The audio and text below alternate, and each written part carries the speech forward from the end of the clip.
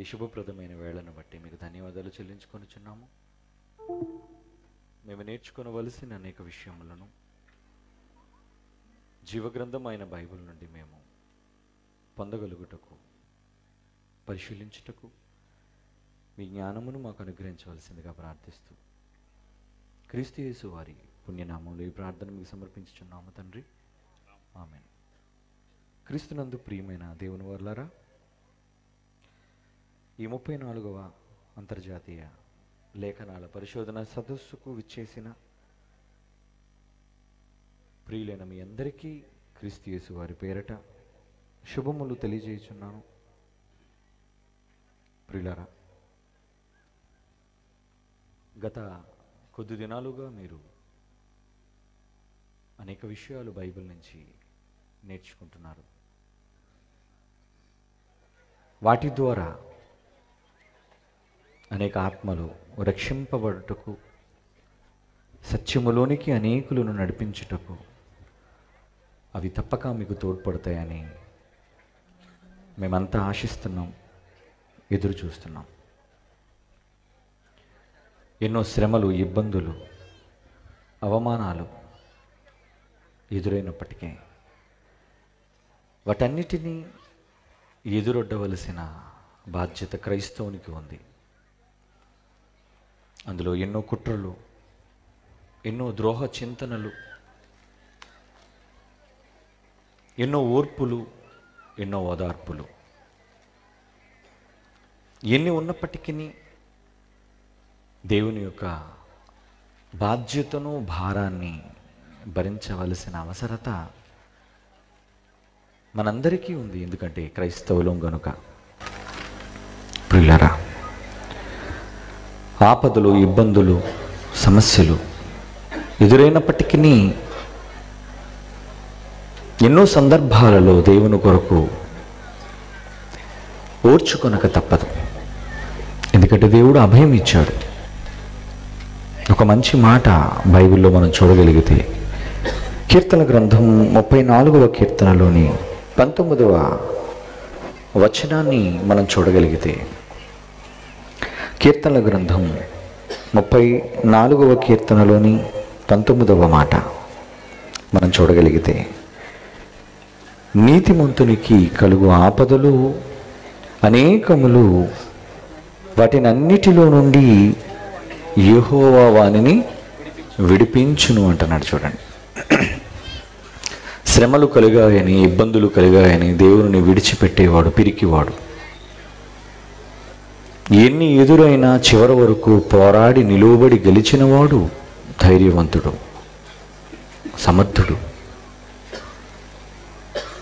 ఇది దేవుడు మనకు ఇస్తున్న మాట. ఏమంటున్నాడు? నువ్వు దేవుని నమ్మితే ఆ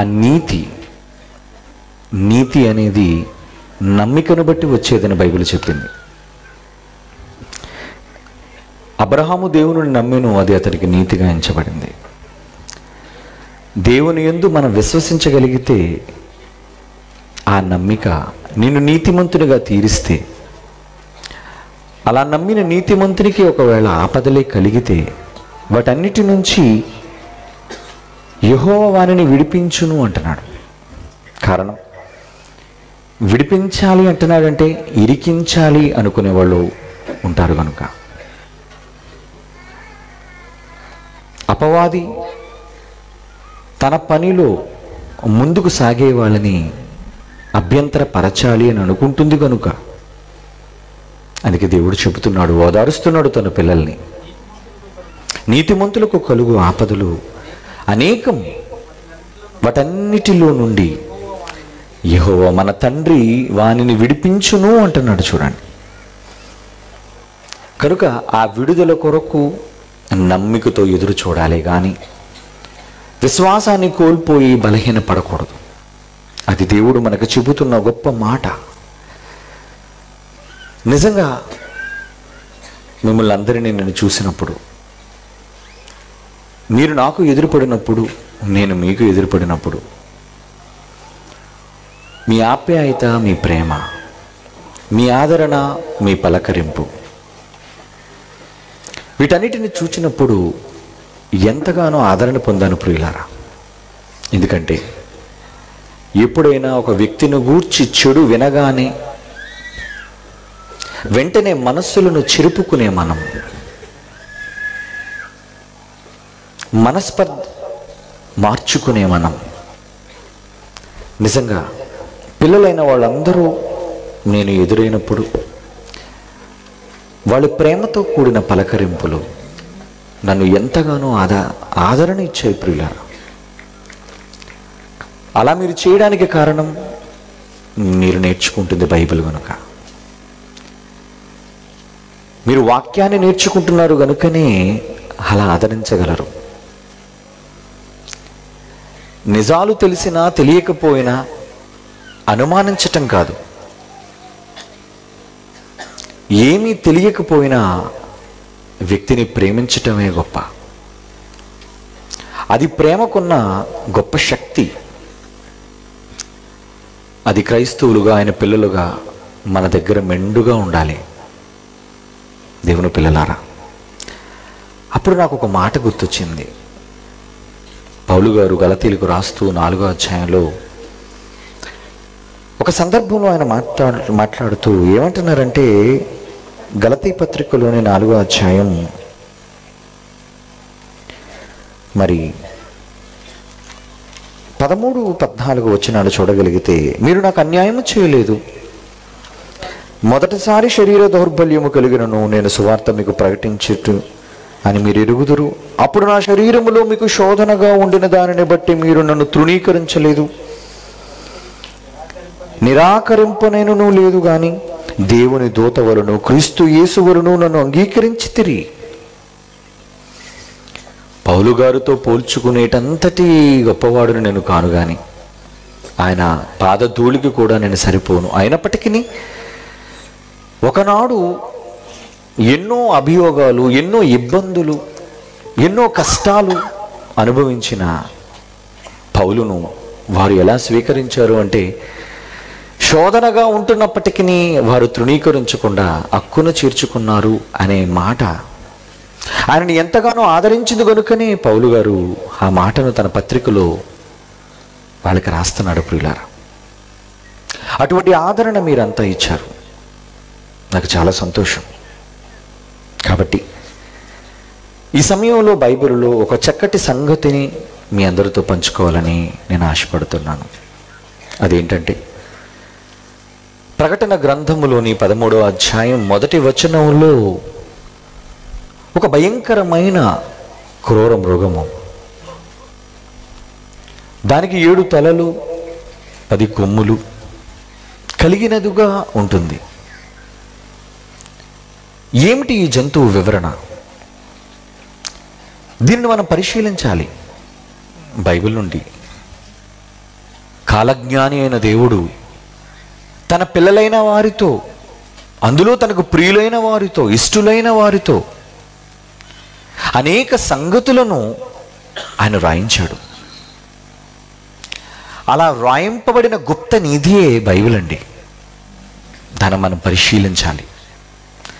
ఈరోజు ఆ గనిని త్రవ్వడానికే చలి అనక, దూరం అనక, మీ కుటుంబాలతో, పిల్లలతో ఇంత దూరాన్ని మీరు చేరుకోగలిగారు. వసతులు సరిగ్గా లేకపోయినా, మీ ఇంటిలో మీకున్నట్టుగా అనుకూలత లేకపోయినా ఎందుకు మీరు సర్దుకున్నారు అంటే ఆ మాటలు వినడానికి. ప్రియులారా, తన సేవకులైన వారికి దేవుడు అనేక సందర్భాలను తెలియజేస్తాడు. ఎందుకంటే అనంత జ్ఞాని దేవుడు, భూత వర్తమాన భవిష్యత్ కాలముల్లో ఉండేవాడు అని రాయబడింది. అందుకు ఒక మంచి మాట ప్రవక్తల గ్రంథంలో నుంచి మీతో పంచుకోవాలనుకుంటున్నాను. అది ఆమోసు గ్రంథం. దయతో బైబిల్ విప్పి చూడండి, 3వ అధ్యాయం 7వ వచనాన్ని చూడండి. ఆమోసు గ్రంథం 3వ అధ్యాయం 7వ వచనం చూడండి ప్రియులారా. అక్కడ ఏమని దేవుడు రాయిస్తున్నాడు? తన సేవకులైన ప్రవక్తలకు తాను సంకల్పించిన దానిని బయలుపరచకుండా ప్రభువైన యెహోవా ఏమీ చేయడు అంటున్నాడు చూడండి. తన సేవకులైన ప్రవక్తలకు తాను సంకల్పించిన దానిని, దేవునికంటూ ఒక గొప్ప సంకల్పం ఉంది. దేవుని ఆలోచన లేనిదే ప్రకృతిలో ఏది జరగదండి. అది మొదటగా మీరు తెలుసుకోవాలి. ఏది జరిగినా దేవుని అనుమతితోనే జరుగుతుంది. దేవునిని కాదని జరిగించే శక్తి ప్రకృతిలో కానీ విశ్వంలో కానీ మరి ఏ శక్తికి లేదు. దేవుని నుంచి అనుమతి పొందితేనే ఏదైనా జరగాలి. చివరకు యోబు శోధింపబడాలి అన్నా దేవుని అనుమతి పొందాలి. ఏదేనులోనికి అపవాది ఘటసర్పము ప్రవేశించాలి అన్నా దేవుని అనుమతి పొందాలి. చివరకు ఆకాశంలో ఎగిరే 2 పిట్టలలో ఒక పిట్ట నేల రాలాలి అన్నా దానికి ఏం కావాలి? దేవుని యొక్క అనుమతి. దేవుని అనుమతి లేకుండా ఏది భూమి మీద జరగదు ప్రియులారా. అందుకే ఆయన సంకల్పం అంటున్నాడు చూడండి. ఆమోసు గ్రంథం 3వ అధ్యాయం 7వ వచనంలో మనం చూస్తున్నాం.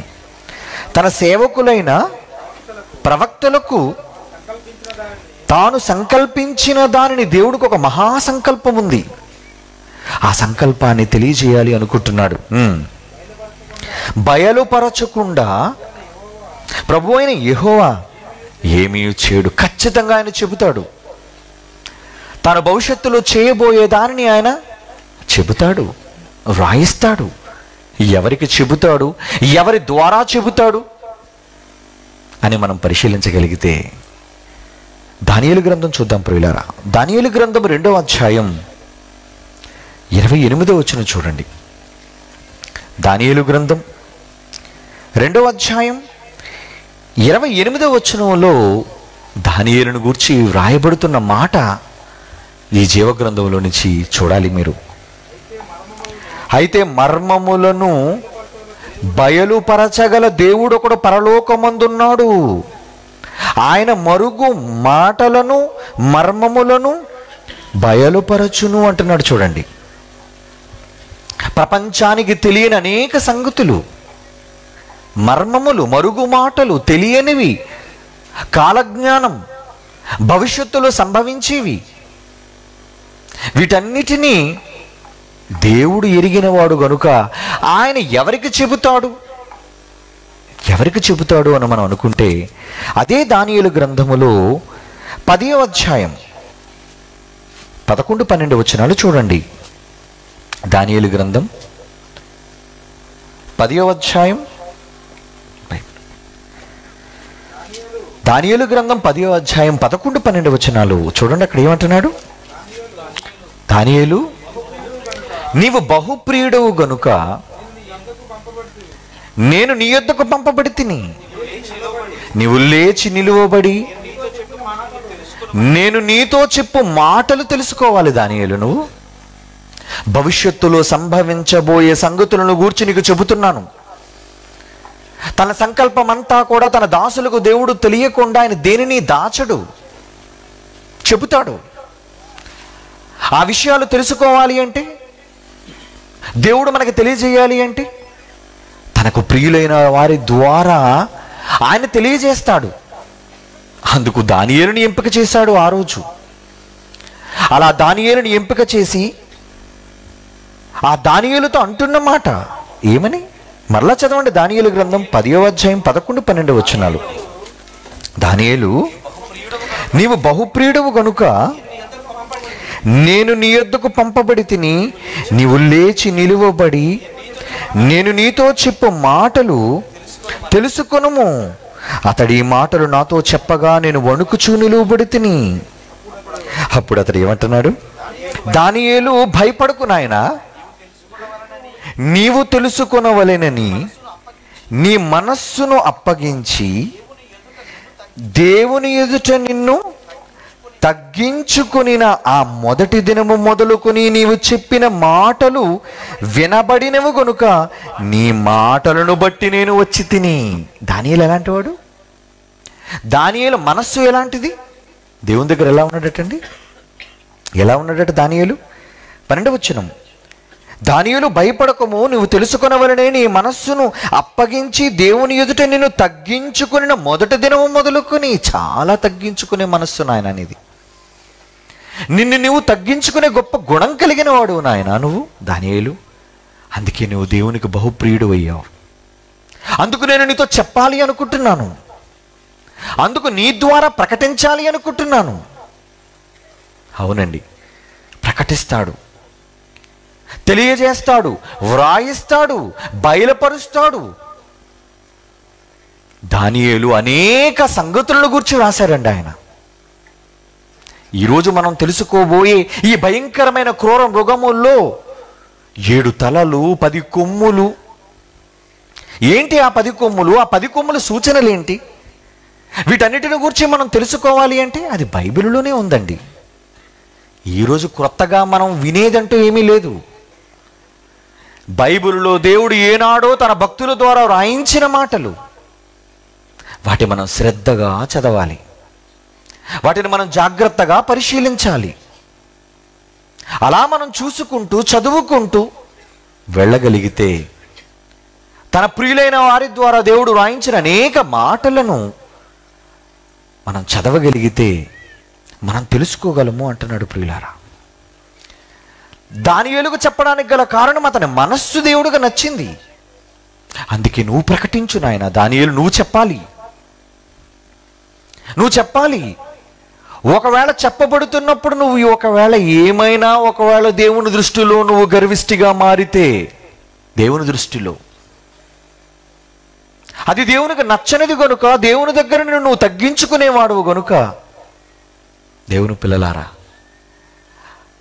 బహుప్రియుడుగా దానియేలు కనబడ్డాడు గనుక, మొదట నుంచి నాకు నీ మనస్సు నచ్చింది గనుక నీకు చెబుతున్నాను, అందుకే నేను పంపబడ్డాను అంటుంది దేవుని దగ్గర నుంచి వచ్చిన దూత. ప్రియులారా, అలాగే మొదటి శతాబ్దము తరువాత పౌలు గారికి విశేషమైన జ్ఞానం వచ్చింది. అనేక మర్మములోనే బయలుపరిచాడు. సృష్టి పుట్టక ముందు నుంచి రహస్యముగా ఉన్న అనేక సంగతులను ఆయన విప్పాడు, బయలుపరిచాడు. అలా బయలుపరిచినప్పుడు కూడా ఆయన వణుకుతూ కొన్ని మాటలు రాయించాడండి. ఏమని రాశాడు ఆయన? పౌలు గారు మాటలు కూడా మనం చూడగలిగితే ప్రియులారా, కొరింథీయులకు రాస్తున్న 2వ పత్రిక 12వ అధ్యాయం చూడండి. అపోస్తలుడైన పౌలు కొరింథీయులకు రాస్తున్న 12వ పత్రిక 6వ వచనం నుంచి చూడండి. కొరింథీయులకు రాస్తున్న 2వ పత్రిక 12వ అధ్యాయం 6వ వచనం నుంచి, అతిశయపడుటకు ఇచ్ఛయించినను నేను సత్యమునే పలుకుదును గనుక నేను అవివేకినైతే మాత్రం కాను అని నా యందు ఎవడైనను చూచిన దానికన్నను నా వలన వినిన దానికన్నను నన్ను ఎక్కువ ఘనముగా ఎంచునేమో అని అతిశయించుట మానుకొనుచున్నాను. అతిశయించగలడు పౌలు, అతిశయించాడు జ్ఞానాన్ని బట్టి. కొన్ని సందర్భాల్లో నేను అతిశయించడం ఎందుకు మానుకుంటున్నాను అంటే, దేవుడు విశేషమైన జ్ఞానాన్ని నాకు ఇచ్చాడు, విశేషమైన జ్ఞానాన్ని నీకు ఇచ్చాడు. అందుకే అంటున్నాడు 7వ వచనంలో, నాకు కలిగిన ప్రత్యక్షతలు బహు విశేషముగా ఉన్నందున ఒకవేళ నేను అత్యధికముగా హెచ్చిపోతానేమోనని నాకు శరీరములో ఒక ముళ్ళు పెట్టాడు దేవుడు. అంటే అత్యధికముగా హెచ్చిపోకుండానట్లు నువ్వు మర్మాలను బయలుపరుస్తున్నావు గనుక నీ శరీరంలో నేను ముళ్ళు పెడతాను. అంటే దాని వలన నువ్వు తగ్గాలి, దాని వలన దేవుని ముందు నువ్వు తగ్గించుకోవాలి. నువ్వు అతిశయించకూడదు. ఆ విషయంలో జ్ఞానాన్ని బట్టి అతిశయించు. దేవుని పిల్లలారా, నేను అత్యధికముగా హెచ్చిపోకుండా నిమిత్తం నా శరీరంలో ఒక ముళ్ళు, నేను అత్యధికముగా హెచ్చిపోకుండా నిమిత్తము నన్ను నలుగగొట్టుటకు సాతాను యొక్క దూతగా ఉంచబడెను. దేవుడు ఎందుకు పెట్టాడు? మనం చెబుతున్నావు చాలా మంచి సంగతులు, గొప్ప సంగతులు చెప్పేస్తున్నావు. నువ్వు గొప్ప గొప్ప సంగతులు చెప్పేస్తే నీకు ఎక్కడ గర్వం వచ్చేస్తుందేమో, అందుకు నిన్ను తగ్గించడానికే నేను నీకు దూతగా పెట్టాను నాయన అంటున్నాడు. చూడండి, ఆ రోజు దానియేలులో నచ్చింది ఆయనకున్న తగ్గింపు. అందుకే కదా నేను పంపబడ్డాను నీ దగ్గరికి, మొదటి దినము నుండి నీలో చూశాను అది. అలాగే ఒకడు పౌలు గారికి విశేషమైన జ్ఞానము మర్మములు బయలుపరచబడిన తరువాత ఆయన ఎక్కడ హెచ్చిపోతాడేమోనని తన కుమారుని కోసం దేవుడే సాతాను యొక్క దూతగా ఒక ముళ్ళును పెట్టాడట. దేవుని పిల్లలారా, అంటే ఎప్పుడు మనం విధేయత దేవునికి కలిగి ఉంటే మహాజ్ఞాన సంగతులను బయలుపరుస్తాడు. మహాసంగతులను మనం తెలుసుకోగలం.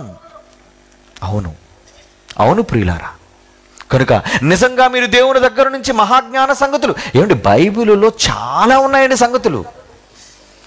ఈ తరంలో మనం త్రవ్వుకొని తెలుసుకున్నది చాలా తక్కువ. మనం త్రవ్వే కొద్దీ అది నిధిగా బయట పడుతూనే ఉంటుంది. ఇక్కడతో అయిపోయిందని మీరు అనుకోకండి. ఏదో ఒక డిగ్రీని పొందిన తరువాత, కొన్ని పాఠాలు నేర్చుకున్న తర్వాత బైబిలులో నేను విజ్ఞుడిని అయిపోయాను, నేను పరిపూర్ణుడిని అయిపోయాను అని అనుకుంటే కాదు. ఎన్నో సందర్భాల్లో జైశాలి గారు కూడా అంటున్నారు, నేను బైబిల్ దగ్గర విద్యార్థిని అని. ఎందుకు అంటున్నారు ఆ మాట? చాలా ఉంది బైబిల్లో, నిధి, అపారమైన సంపదది. ఎన్ని తరాలు గడిచినా అందులో నుంచి ఊరుతూనే ఉంటుందండి జీవపు ఊట. కనుక ఆ ఊరే నిధిలో నుంచి నీవు అనేక సంగతులను బయటికి నీ తరంలో నీవు తీ.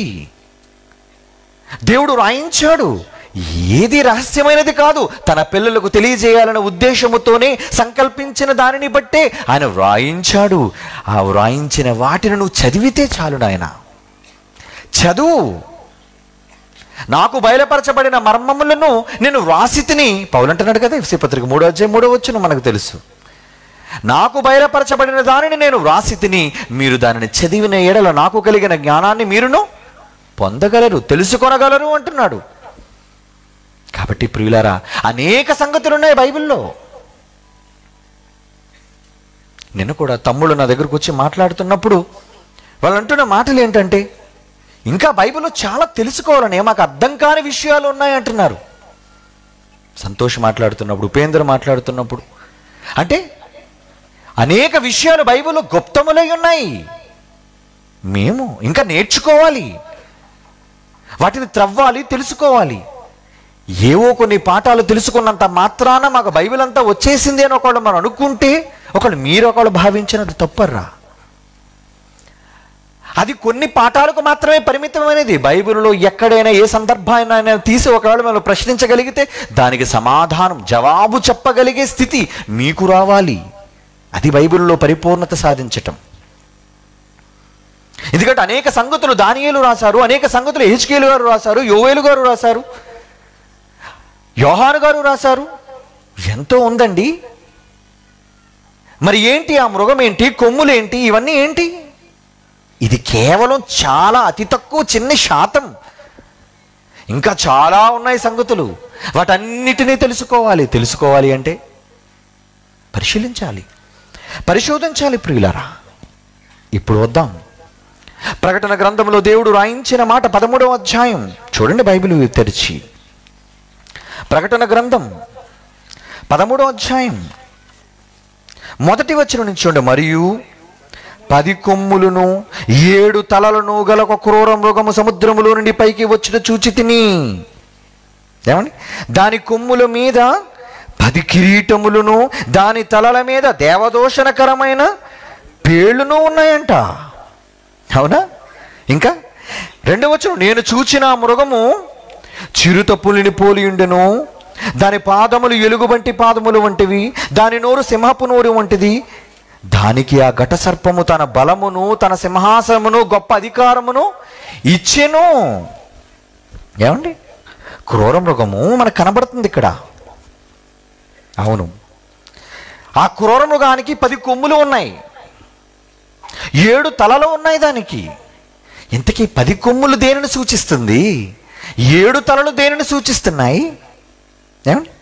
అది భయంకరమైన క్రూర మృగము. అందులో ఒక చిరుత పులి పోలిక కనబడుతుంది. దాని పాదములు ఎలుగుబంటి పాదములు వంటివి, దాని నోరు సింహపు నోరు వంటిది అంటున్నాడు. చూడండి, ఇది ఈ దర్శనం. ఇది యోహాను గారు రాస్తున్నారు. ఇది దానియేలు గారు కూడా కనబడిందండి. దానియేలు గారు ఏమని రాస్తున్నారు చూడండి బైబిల్లో ఒకసారి. దానియేలు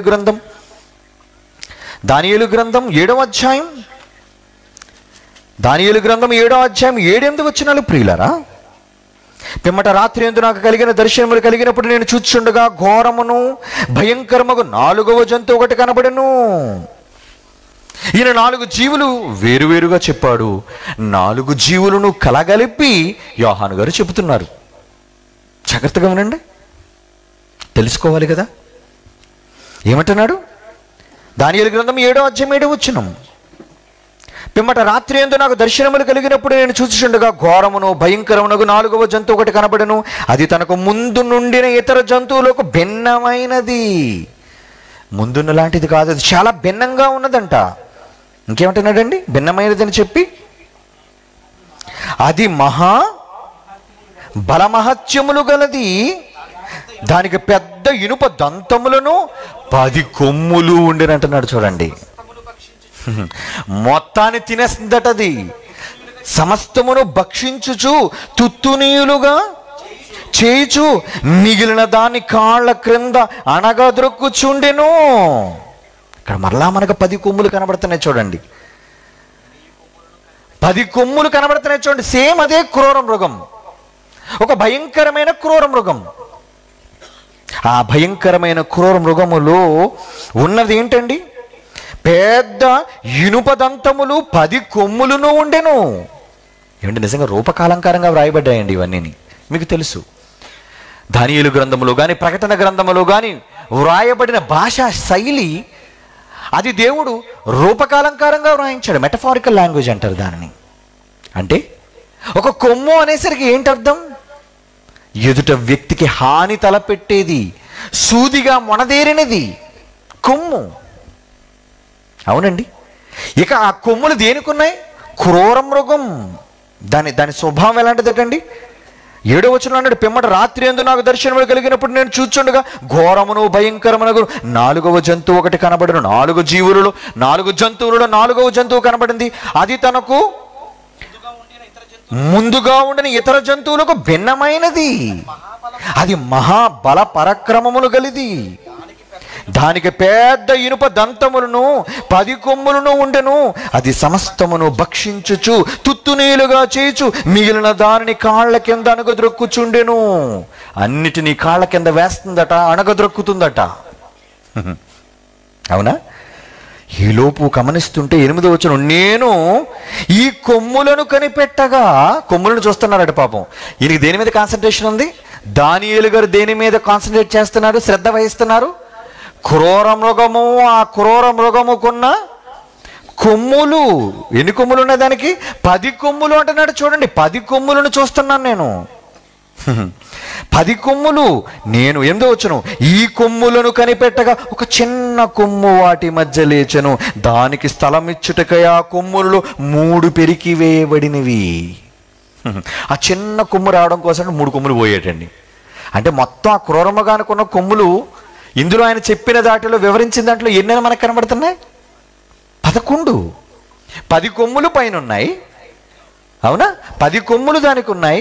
ఒక కొత్త కొమ్ము లేచేసరికి ఆ కొమ్ములో ఎన్ని కొమ్ములు ఊడిపోయండి? 3 కొమ్ములు రాలిపోయంట. అంటే రాలిపోయిన 3 కొమ్ములు, మొలిచిన ఒక కొమ్ము 4, తర్వాత మిగిలిన 7 కొమ్ములు. అంటే మొత్తం ఎన్ని కొమ్ములు వచ్చాయన్నమాట? 11 కొమ్ములు.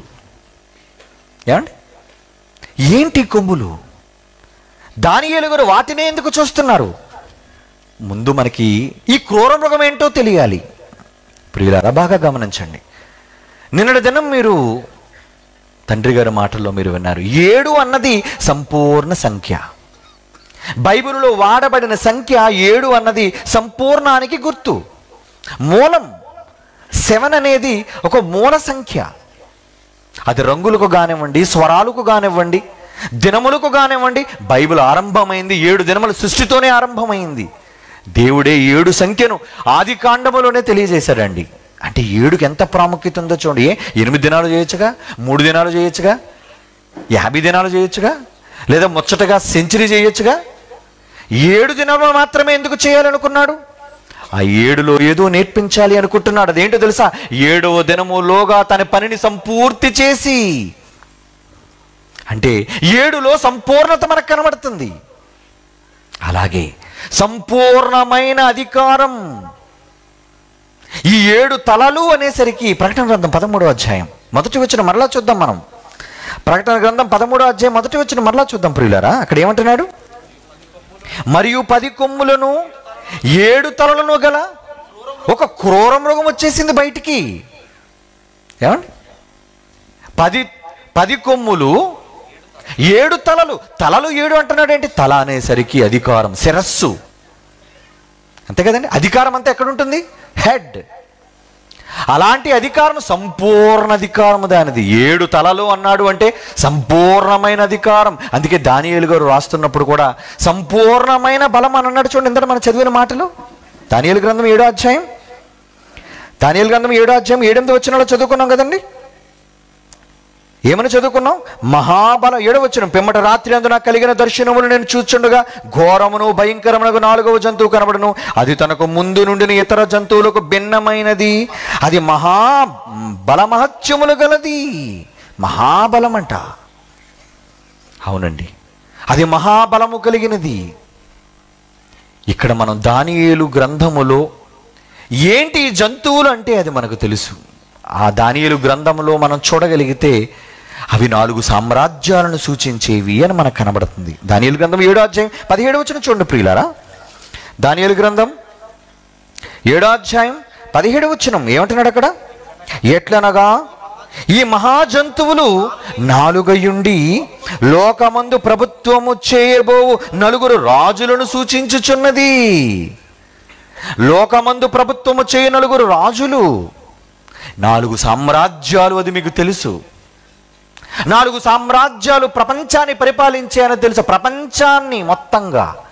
అది బబులోను సామ్రాజ్యం తొలిదైతే, రెండవది మాదీయ పారసీకులు సామ్రాజ్యం అయితే, మూడవది గ్రీకుల సామ్రాజ్యం అయితే, 4వది రోమా సామ్రాజ్యం. అది మనందరికీ తెలిసినది, చదువుకున్నది. అవునండి. లోకమందు పరిపాలన చేయబో 4 రాజులు. ఆ రాజ్యానికి 4 రాజులు ప్రారంభకులు. ఒక బబులోను సామ్రాజ్యానికి ప్రారంభకుడు ఎవరు? నెబుకద్నెజరు. అలా 4 సామ్రాజ్యాలకు, అలాగే ఒక రోమా సామ్రాజ్యానికి ప్రారంభకుడు ఔగుస్తు.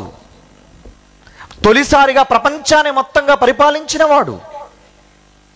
దేవుని పిల్లలారా, అలా 4 రాజులను సూచించుచున్నది అంటున్నాడు. చూడండి ఇంకా 19వ వచనం చూడండి. దానియేలు గారు ఈ మాటను ఎప్పుడు రాశారు? క్రీస్తు పూర్వం. దానియేలు గ్రంథం 7వ అధ్యాయం 19వ వచనం చూడండి ప్రియులారా. ఇనుప దంతములను ఎత్తడి గోళ్ళును గల ఆ 4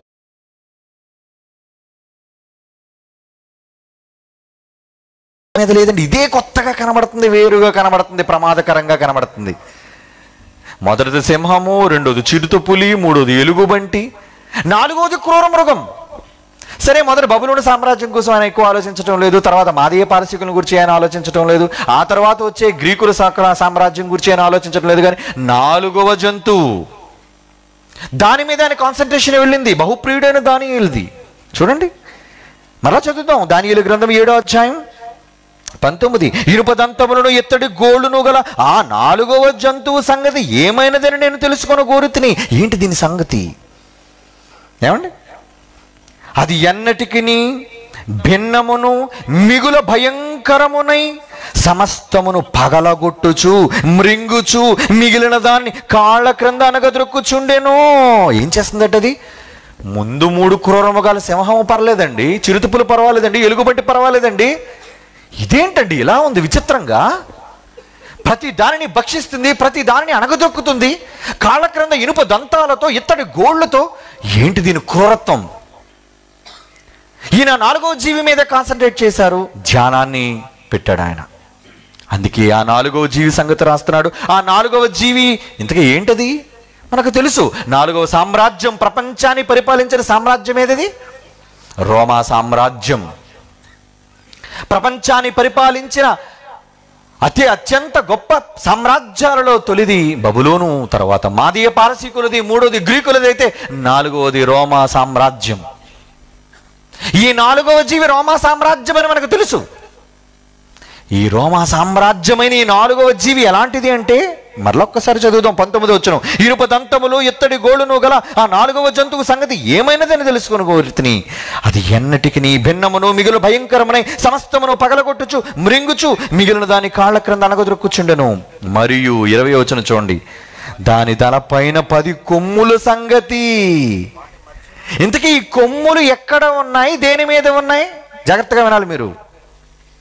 4వ జీవి అయిన రోమా ప్రభుత్వ కాలంలో కనబడుతున్నాయి ఈ కొమ్ములు. మరలా చూడండి 20వ వచనం. మరియు దాని తలపై ఉన్న 10 కొమ్ముల సంగతి. ఈ 4వ జీవి అయిన రోమా సామ్రాజ్యంలో 10 కొమ్ములేంటి? ఈ 10 కొమ్ముల సంగతి ఏంటి? 4 జీవులు 4 సామ్రాజ్యాలను మనం నేర్చుకున్నాం. ఇంతకీ ఈ 4వ జీవి భయంకరంగా కనబడుతుంది. ఈ 4వ జీవి నెత్తి మీద ఉన్న ఈ 10 కొమ్ములేంటి? దీనిని యోహాను గారు ఎలా రాశారు అంటే క్రూర మృగంగా దాన్ని వర్ణించారు. క్రూర మృగము. అదే మత్తయి ప్రకటన గ్రంథం 13 మొదటిలో మనం చదువుకున్నాం అండి. 10 కొమ్ములను 7 తలలను గల క్రూర మృగం అంటే సంపూర్ణమైన బలమహత్యములు కలిగిన అధికారం కలిగిన ఈ సామ్రాజ్యం, రోమా సామ్రాజ్యంలో 10 కొమ్ములు ఉన్నది. దీనికి ఏంటి 10 కొమ్ములకున్న ప్రత్యేకత? మరలా చదువు 20వ వచనం. దాని తలపైన ఉన్న 10 కొమ్ముల సంగతియు వాటి మధ్య నుండి పెరిగి 3 కొమ్ములను కొట్టివేసి కన్నులకు గర్వముగా మాటలాడు నోరు గల ఆ వేరొక కొమ్ము సంగతి ఏంటి? కొత్తగా మొలిసింది మధ్యలోనే, కొత్తగా దానివల్ల 3 కొమ్ములు పెరిగివేయబడ్డాయి. ఏంటా కొమ్ము సంగతి? ఏమండి, ఏంటి ఆ కొమ్ము? అది గర్వముగా మాట్లాడు నోరు గల వేరొక కొమ్ము సంగతి అనగా దాని కడమ కొమ్ముల కంటే బలము కలిగిన ఆ కొమ్ము సంగతి విచారించి తిని. ఈ కొమ్ము ఏం చేస్తుంది చూడండి. ఆ కొమ్ము అది రాకతో 3 కొమ్ములను పడగొట్టిన ఆ కొమ్ము ఏం చేస్తుందంట? అనగా దాని కడగముల కంటే బలము కలిగిన ఈ కొమ్ము సంగతిని విచారించి తిని. ఈ కొమ్ము 21వ వచనం. దానియేలు గ్రంథం 7వ అధ్యాయం 21వ వచనం. ఈ కొమ్ము పరిశుద్ధులతో యుద్ధము చేయుచు వారిని గెలుచినది. ఈ కొమ్ము ఏంటో తెలుసా? పరిశుద్ధులతో యుద్ధం చేసే కొమ్మది. బాగుంటున్నారా? వినాలి. మరి బైబిల్ అంటే ఏమనుకుంటున్నారు? ఏంటో ఒక అరగంట ప్రసంగంలో అయిపోద్ది అనుకుంటున్నారా? బైబిల్ను ధ్యానించాలి, తెలుసుకోవాలి, వివరించాలి, పరిశోధించాలి. ఏంటి కొమ్ములు? 10 కొమ్ములేంటి? 3 కొమ్ములు రాలిపోవడం ఏంటి? కొత్తగా కొమ్ము మలవటం ఏంటి? ఈ కొమ్ము గర్వంగా మాట్లాడడం ఏంటి? బైబిల్లో దేవుడు రాయించాడండి భవిష్యత్తు జ్ఞానాన్ని. బహుప్రియుడైన దావీదు, నువ్వు చాలా తగ్గించుకుని ఉన్నాను ఆయన, ఐ లైక్ యూ, అందుకే నేను నీ దగ్గరికి పంపబడ్డాను. ఇదిగో రాయి ఈ సంగతులు, భవిష్యత్తు కాలానికి నువ్వు తెలియజేయి ఈ విషయాల్ని, కాలములో సంభవించేది నీకు తెలియజేయబోతున్నాను. దానియేలు ఎప్పటివాడండి? రోమా ప్రభుత్వం రాబోయే కాలంలో ఏం సంభవించబోతుందో దానియేలు ముందుగా రాశాడు, దేవుడు రాయించాడు. కాలజ్ఞాని. అవును ప్రియులారా, అది ఏం చేస్తుందంటే మరలా ఒక్కసారి ఆ మాట చదవండి. 21. ఈ కొమ్ము పరిశుద్ధులతో యుద్ధము చేయుచు. నువ్వు పరిశుద్ధులైన వారితో యుద్ధం చేసి గెలుస్తుందటండి. పరిశుద్ధుల మీద యుద్ధం చేసి గెలుపు దానిదే అవుతుందట. పరిశుద్ధులు ఓడిపోతున్నారంట. పరిశుద్ధులు ఎవరు? దేవుని పిల్లలు, ఆయన నమ్మిన వాళ్ళు, క్రైస్తవులు, మనమే. మనం పరిశుద్ధులం కదా? క్రీస్తునందు పరిశుద్ధపరచబడుటకై పిలువబడిన పరిశుద్ధులైన కొరింథీయులు, పరిశుద్ధులైన రోమీయులు, పరిశుద్ధులైన గలతీయులు. క్రీస్తును నమ్మిన వాళ్ళందరూ పరిశుద్ధులే. దేవుని నమ్మిన వారందరూ పరిశుద్ధులే. అలాంటి పరిశుద్ధులతో యుద్ధం చేసి భయంకరమైన క్రూర మృగముకున్న 7 తలలు సంపూర్ణ అధికారంతో ఉన్న 10 కొమ్ములలో ఒక భయంకరమైన చిన్న కొమ్ము ఒకటి మొలిచింది. అది 3 కొమ్ములను తీసి పడేసింది. ఇదే మాట ఇక్కడ అన్నాడు కదండి దానియేలు గారు. ఇదే మాట ప్రకటన గ్రంథంలో కూడా రాయబడి చూడండి. ప్రకటన గ్రంథం 13వ అధ్యాయం 7వ వచనం. ప్రకటన గ్రంథం 13వ అధ్యాయం 7వ వచనం. అదే మాట వాడుతున్నాడు చూడండి. మరియు పరిశుద్ధులతో యుద్ధము చేయను, వారిని జయింపను, దానికి అధికారం ఇయ్యబడును. ఎవరిచ్చారబ్బా దీనికి అధికారం? అధికారం ఎవరిచ్చారు? ఏమండి? ప్రతి వంశము మీదను, ప్రతి ప్రజ మీదను, ఆయా భాషలు మాట్లాడే వాళ్ళంటే ప్రపంచవ్యాప్తముగా ప్రతి జనము మీద అధికారము దానికి ఇయ్యబడును. భూనివాసులందరూ అనగా జగదుత్పత్తి మొదలుకొని వధింపబడి ఉన్న గొర్రెపిల్ల అయిన క్రీస్తు రాసిన జీవ గ్రంథములో ఎవరి పేరు రాయబడలేదో వారా మృగము జోహార్ అంటారటండి. జోహార్ అని సాష్టాంగ పడతారటండి. పరిశుద్ధులు కారు, వాళ్ళు పరిశుద్ధులు కారు. సాష్టాంగ పడేవారు పరిశుద్ధులు గారు. సాష్టాంగ పడకుండా ఆ కొమ్ముతో యుద్ధం చేసే వీరులు, శూరులు యుద్ధం చేస్తారు కానీ ఓడిపోతారు. అది గెలుస్తుంది, ఆ కొమ్ము గెలుస్తుంది. ఏమండి అంటే దానియేలు గారు రాసిన మాటలు, ప్రకటన గ్రంథంలో యోహాను గారు రాస్తున్న మాటలకి ఎంత అవినాభావ సంబంధం ఉందో చూడండి. బైబిల్ అండి రాయించినది పరిశుద్ధాత్మ, డిక్టేట్ చేసిన డిక్టేటర్ ఆయన. అటు దానియేలుకి డిక్టేట్ చేసినది కానీ, ఇటు మనకి యోహాను గారికి డిక్టేట్ చేసినది కానీ పరిశుద్ధాత్మ వల్ల, ప్రేరణ వల్ల కదండి ఇదంతా సంభవించింది. అందరికీ తెలిసినది. ఏమండి అవునా? దేవుని ప్రియులారా, ఆలోచిద్దాం. దాని కన్నులు అది ఎలా మాట్లాడుతుందట? గర్వముగా మాట్లాడే కొమ్మది, పరిశుద్ధులతో యుద్ధము చేసే కొమ్ము, మరియు వారిని జయించే కొమ్ము. అవునా? ఏంటండి అధికారం? ఎవరిచ్చారండి అధికారం? ఈ క్రూర మృగానికి ఎవరిచ్చారండి అధికారం? ఎవరిచ్చారో తెలుసా? చూద్దాం, బైబిల్లో చూద్దాం. లోకారాసిన సువార్త 4వ అధ్యాయం చూడండి. బైబిల్ లోకారాసిన సువార్త 4వ అధ్యాయం 6వ వచనం చూడండి ప్రియులారా. అపవాది ఘట సర్పం, ద మెయిన్ విలన్, మనందరి విరోధి అపవాది, ఈ అధికారమంతా, ఈ రాజ్యముల మహిమ నీకిస్తాను, అది నాకు అప్పగింపబడింది, అది నాది అంటుంది. చూడండి, దానిదా అంటే యేసు మాట్లాడిన కాలం, యేసు పుట్టిన కాలం, యేసు బ్రతికిన కాలం, అపవాది అధికారం కలిగిన కాలం. అది అర్థమవుతుందా? యేసుక్రీస్తు పుట్టిన కాలం, యేసుక్రీస్తు మాట్లాడిన కాలం, యేసుక్రీస్తు మరణించిన కాలం, అపవాది అధికారం కలిగిన కాలం. ఎవరిచ్చారు దానికి అధికారం? దేవుడు అధికారం ఇవ్వకుండా దానికి ఎన్ని గుండెలు తన సొంత అధికారాన్ని నిలబెట్టుకోవడానికి? దేవుడే అనుమతి ఇవ్వాలి. భూమి మీద ఏ రాజ్యాధికారం ఉన్నా ఆ రాజ్యాధికారం ఎవరిదో తెలుసా? అది దేవునిది. చూస్తారా దానియేలు గ్రంథంలో ఏమన్నాడు? భూమి మీద ఉన్న మానవుల రాజ్యము పైన అధికారి ఎవరు? ఏమండి చూస్తారా? దానియేలు గ్రంథం 4వ అధ్యాయం 32వ వచనం చూడండి. బైబిల్ సమాధానం.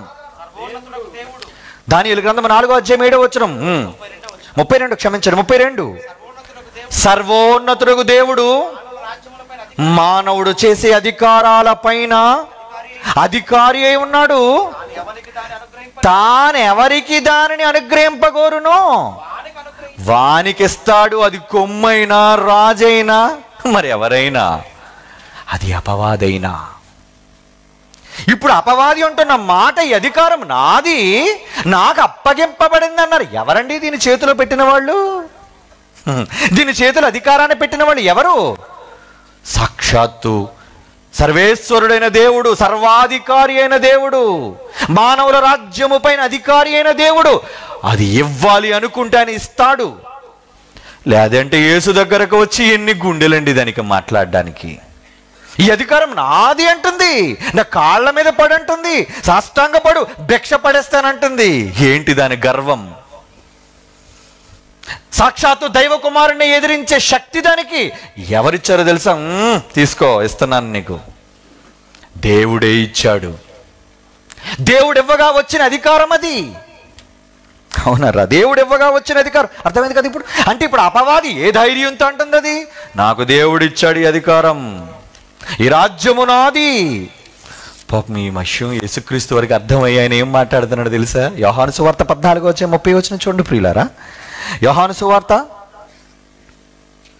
14:30 చివరి మాట ఆయన ఏమంటున్నాడు తెలుసా? శిష్యులతో మాట్లాడుతూ, ఇదిగో ఈ లోకాధికారి వచ్చుచున్నాడు, నాతో వాడికి పనేమీ సంబంధం ఏమీ లేదు,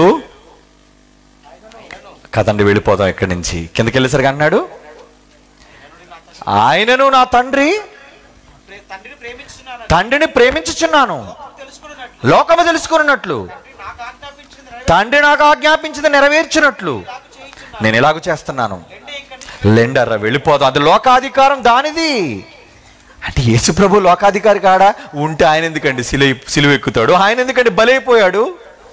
అన్యాయపు తీర్పు ఎందుకండి విధించబడింది ఆయనకి? ఏ తప్పు చేశాడని? చట్టాలు దానివి, అధికారాలు దానివి.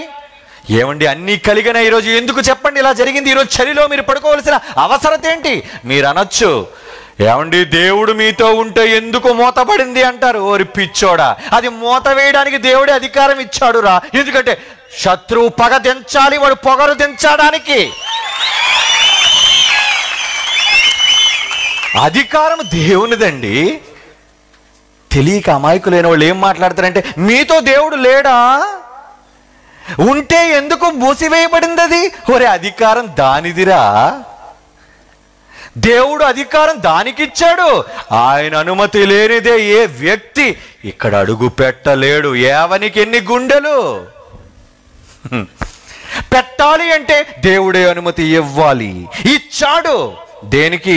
భవిష్యత్తులో తన బాహుబలాన్ని చూపించడానికి ఇచ్చాడది. తన భుజబలాన్ని, గుండె ధైర్యాన్ని చూపించడానికి ఇచ్చాడది. చూద్రుగాని తెలియక నిందలు వేసి కుట్రలు పన్ని అపవాదండి అమాయకులు. వాళ్ళు ఏమీ తెలియదండి, వాళ్ళని ఎప్పుడూ క్షమించేశాం. నిజమర్రా, దానిది అధికారం. మనమంతా దేవుని పిల్లలమర్రా, దేవుని స్వరూపాలమర్రా. మనమంతా దేవుని స్వరూపాలైన మనల్ని కబళించడానికి అది దూరి పన్నాగాలు పన్ని దైవపుత్రులైన మనలను తన వైపు త్రిప్పుకొని భయంకరమైన నష్టాలకు గురి చేయడానికి అది పన్నిన కుట్ర. అందుకే యేసు అన్నాడు, వీరేమి చేయుచున్నారు వీరికి తెలియదు, వీరు క్షమించండి. వీళ్ళు వెనక ఉన్న కుట్రదారి, అది సూత్రధారి. దీని వెనుక ఉన్న పన్నాగము పన్నిన భయంకరమైన నాగమ్మ ఎవరో? అపవాది. దేవుని పిల్లలారా ఆలోచిద్దాం. ఏంటి కొమ్ములేంటి? 3 కొమ్ములు రాలిపోవడం ఏంటి? కొత్త కొమ్ము మొలవడం ఏంటి? అది గర్వంగా మాట్లాడడం ఏంటన్నారా? అట్లే ఉన్నాయండి, బైబిల్లో రాయబడ్డాయండి దేవుని పిల్లలారా. అది రోమా ప్రభుత్వ కాలంలో సంభవించిన భయంకరమైన సందర్భం. అందుకే యేసు మాట్లాడుతున్నాడు, ఇప్పుడు అధికారం దానిది, దాని అధికారంలో నేను వచ్చాను. సాతాను సింహాసనం ఉన్న స్థలంలో నేను కాపురం ఉన్నాను. కుర్చీ వేసుకుని కూర్చుంది, భూమి మీద పీట వేసుకుని కూర్చుంది. దేవుని పిల్లలారా వెళదాం. దానియేలు గ్రంథం మళ్ళా రండి, 7వ అధ్యాయం 23, 24 వచనాలు. ఏంటి 10 కొమ్ములు? ఆలోచిద్దాం. దానియేలు గ్రంథం 7వ అధ్యాయం 23, 24 వచనాలు. నేను అడిగిన దానిని ఆ పరిచారకుడు ఎలాగూ చెప్పెను, ఆ 4 జంతువులు లోకములో తక్కిన ఈ 3 రాజ్యములకు భిన్నమగు 4వ రాజ్యాన్ని సూచిస్తుంది. అది మనకు తెలుసు, అది రోమా సామ్రాజ్యం. అది సమస్తమును అణగద్రొక్కుచు పగలగొట్టుచు లోకమంతయు భక్షించును. ఇక్కడ చూడండి 24వ వచనంలో, ఆ 10 కొమ్ములు ఆ రాజ్యము నుండి పుట్టబోవు 10 మంది రాజులు సూచించుచున్నది చెప్పాడు. ఓపెన్ సీక్రెట్ అండి, దాయలేదండి దేవుడు దేనిని.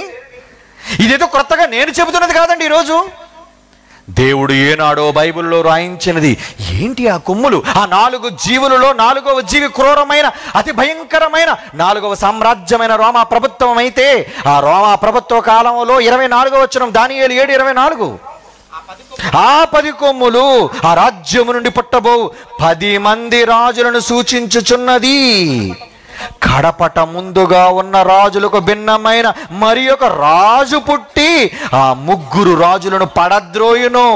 కొమ్ములు ఊడిపోవడం ఏంటండి? పళ్ళు ఊడిపోయినట్టు రూపకాలంకరంగా చెబుతున్నాడు. ఏ జీవికైనా 10 కొమ్ములు ఉంటాయండి. గేదెకి, ఆవుకి మనకు తెలుసు. సింగిల్ కొమ్ములు తన ఖడ్గమృగానికే ఉంటుంది అంతే. మిగిలిన జీవులన్నిటికీ 2 కొమ్ములు ఉంటాయి. 10 కొమ్ములు ఉన్న జంతువేది? రూపకాలంకరంగా చెబుతున్నాడు దేవుడు దీనిని. ఈ 10 కొమ్ములు ఆ రోమా సామ్రాజ్యములో అధికారము నుంచి పుట్టుకొచ్చే 10 మంది రాజులు. బాగా వినండి. సమాధానాన్ని చెప్పాడు దేవుడు మనకు అక్కడ. ఏమని చెప్పాడు? మరలా చదవండి 24వ వచనంలో. ఆ 10 కొమ్ములు, ఎందుకంటే దానియేలు గారికి దేని మీద చూపులేదు, ఆ 10 కొమ్ములనే చూస్తున్నాడు పాపం మా మాయకుడు. ఏంటి 10 కొమ్ములు, ఏంటి 10 కొమ్ములు, ఏంటి 10 కొమ్ములు? ఆ 10 కొమ్ములను ఆ రాజ్యం నుండి పుట్టబో 10 మంది రాజులను సూచించున్నది. కడపట ముందుగా ఉన్న రాజులకు భిన్నమైన మరి ఒక రాజు పుట్టి ఆ 3 రాజులను పడద్రోయను. కొమ్ములు రాజులా? కొమ్ములు రాజులా? పుట్టబోయే రాజుల కోసం దేవుడు చెబుతాడా? ముందు చెబుతాడండి. ఎలాంటి వాళ్ళు పుట్టబోతున్నారో దేవుడు ముందుగా చెప్తాడు. ఒక చిన్న ఎగ్జాంపుల్ చూద్దాం. యెషయా గ్రంథం 44వ అధ్యాయం 23వ వచనం, 28వ వచనం. యెషయా గ్రంథం 44వ అధ్యాయం 28వ వచనం ఏమంటున్నాడు చూడండి అక్కడ. కోరేషుతో నా మంద కాపరి, నా చిత్తమంతయు నెరవేర్చు అని చెప్పువాడు. కోరేషు అనేవాడు ఒక రాజు అండి. ఆ రాజుని గురించి ముందుగా చెప్తున్నాడండి. అవునా? నా మంద కాపరి అంటున్నాడండి. అలాగే యెషయా గ్రంథం 45వ అధ్యాయం 1వ వచనం చూడండి. యెషయా గ్రంథం 45 అతని పక్షమున జనములను జయించుటకు నేనే అతని కుడి చేతును కోరేశ్వరుని చేతులు పట్టుకున్నాను. నేను రాజుల నడికట్లను విప్పుతాను. 13వ వచనం.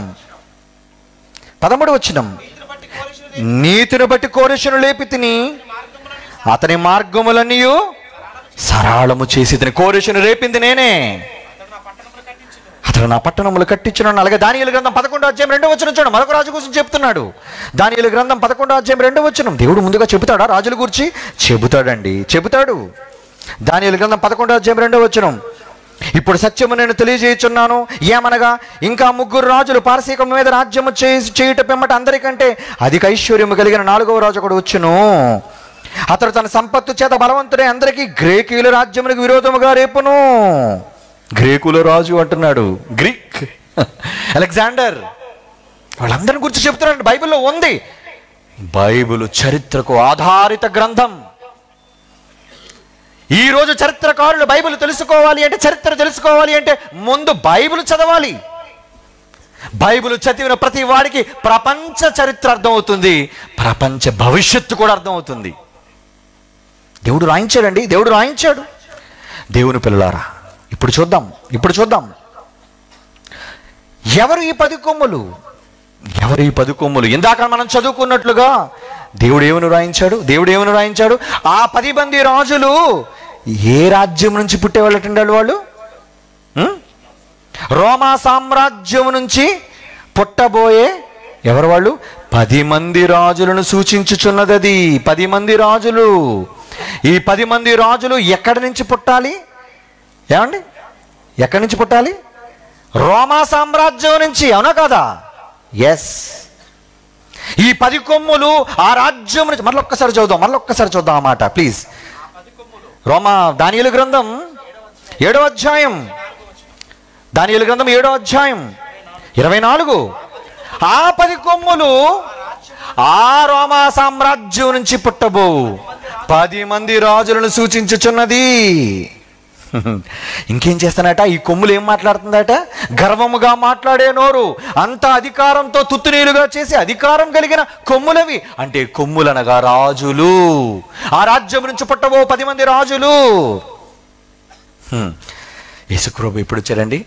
ఆ రాజుల కాలములో ఆయన ఒక రాజ్యమును స్థాపించాలి అనుకున్నాడు. అదే క్రీస్తు సామ్రాజ్యం. దానియేలు 2:44 మనకు తెలుసు. ఆ రాజుల కాలములో దేవుడు దానియేలు ద్వారా చెప్పించిన ఆ రాజ్యములోని రాజుల కాలములో 10 మంది రాజులు ఏ కొమ్ములను గూర్చైతే దానియేలుకి దర్శనం కలిగిందో, ఏదైతే ఆ 10 కొమ్ములు 7 తలను గూర్చి ప్రకటన గ్రంథం 13వ అధ్యాయం 1వ వచనంలో చెబుతున్నాడో, ఆ రోమా ప్రభుత్వ కాలంలో 4వ జీవి అదే కదా. ఆ 4వ జీవి రోమా సామ్రాజ్యం కదా. ఆ రోమా సామ్రాజ్యం నుంచి పుట్టే 10 మంది రాజులను గురించి చెబుతున్నాడు. చూడండి, యేసుప్రభు ఎప్పుడు పుట్టాడండి? మీకు తెలుసు కదా యేసుప్రభు ఎప్పుడు పుట్టాడు? లోకాసువార్త 2వ అధ్యాయం 1వ వచనం చూడండి. యేసుప్రభు పుట్టుక ఎప్పుడు జరిగింది? రోమీలకు రాసిన లోకాసువార్త, వైద్యులైన లూకా గారు రాస్తున్న సువార్త 2వ అధ్యాయం 1వ వచనం.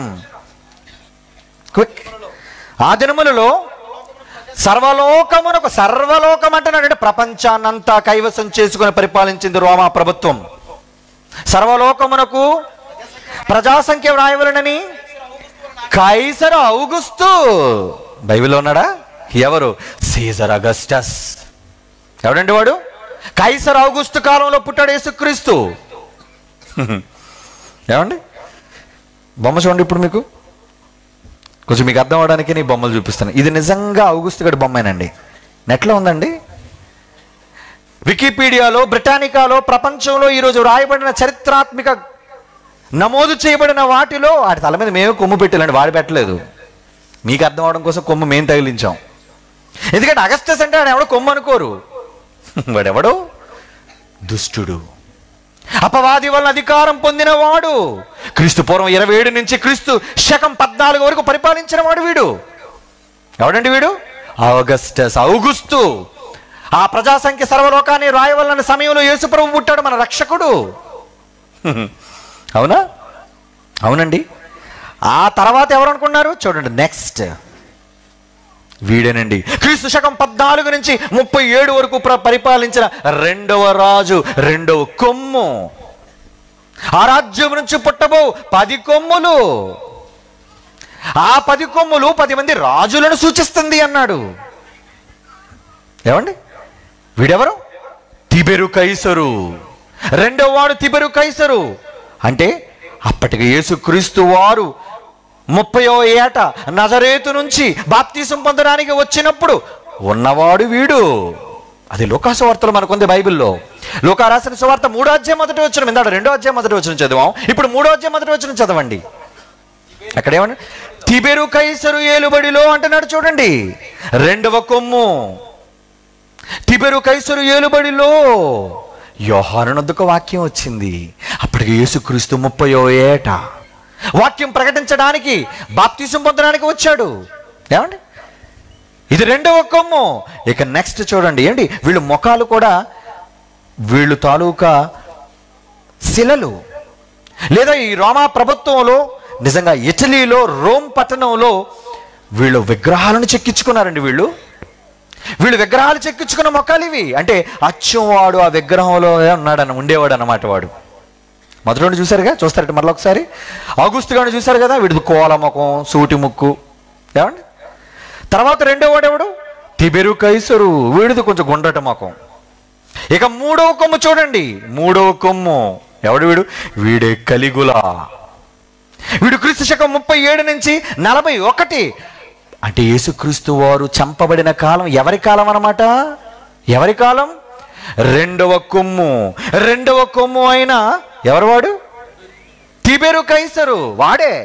వాడున్నప్పుడేనే మన ప్రభు, మన రక్షకుడు చంపబడ్డాడు. దాని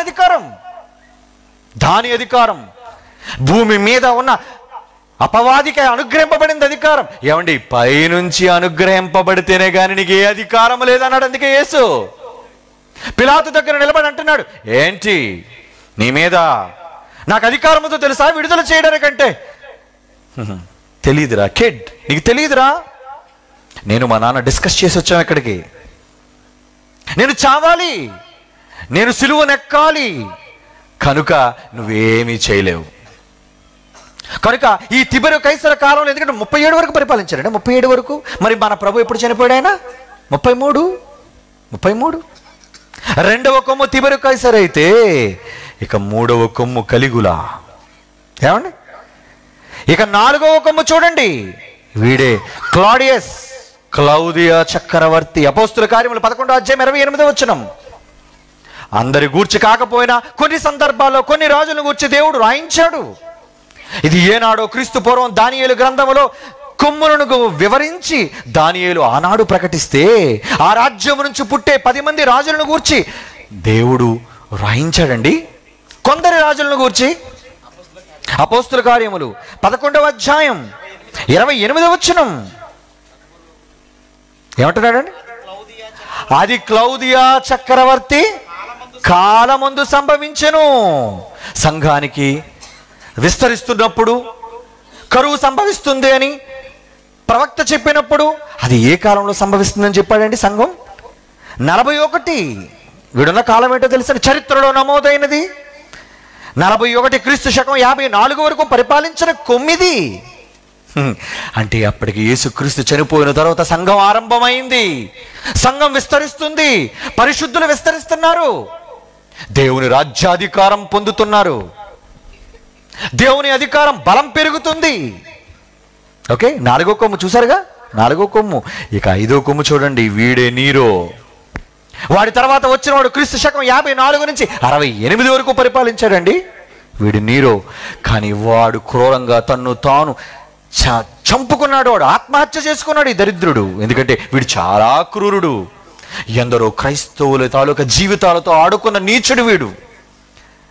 మన చెబుతూ చెప్పారు చూసారా రాజేంద్ర గారు, స్తంభాలకు కట్టి రాత్రిపూట తన ఉద్యానవనాల్లో వెలుగు కోసం మనుషుల మీద నూనె పోసి నిప్పంటించిన క్రూరుడు వీడు. అది ఎస్పెషల్గా క్రైస్తవులను, పరిశుద్ధులైన వారిని, క్రీస్తును నమ్మిన వారిని అడగదొక్కిన వాడు వీడు. వీడు నీరో. అంటే వీడు 5వ కొమ్ము. తర్వాత కొమ్ము ఎవడు? వీడు తర్వాత వచ్చిన కొమ్ము. ఏమండి, ఇక్కడ చాలా జాగ్రత్తగా చూడాలి. ఇక్కడ 3 కొమ్ములు వస్తున్నాయి మనకి. నీరో చక్రవర్తి తరువాత 3 కొమ్ములు. ఒకటి గల్బా. వీడు పరిపాలించింది ఎక్కువ కాలం కాదండి, 9 నెలలు. 9 నెలలు మాత్రమే. తిరుగుబాటు జరిగి ఆ రాజ్యంలో వేర్పాటులు వచ్చి అది పగిలిపోయి చీలిపోతున్న సందర్భాలలో ఇదంతా దేవుడు దానియేలు ద్వారా రాయించాడు.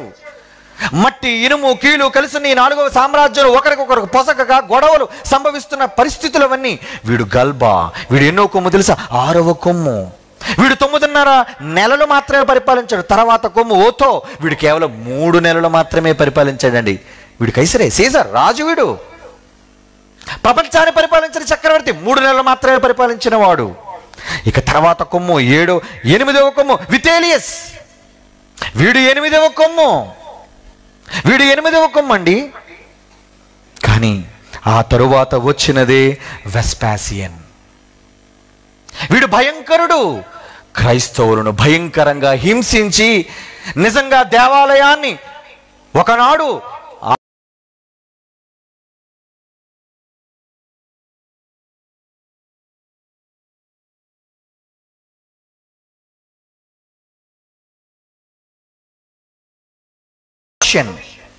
చరిత్ర అండి, చరిత్ర.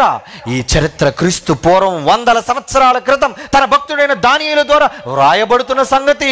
పరిశుద్ధులు భూమి మీద బ్రతుకుతున్న కాలానికి సంబంధించిన సందర్భాన్ని దేవుడు రాయించాడు ముందుగా దానియేలు గ్రంథంలో. ఏమండి, వెస్పాసియన్ వీడేనండి.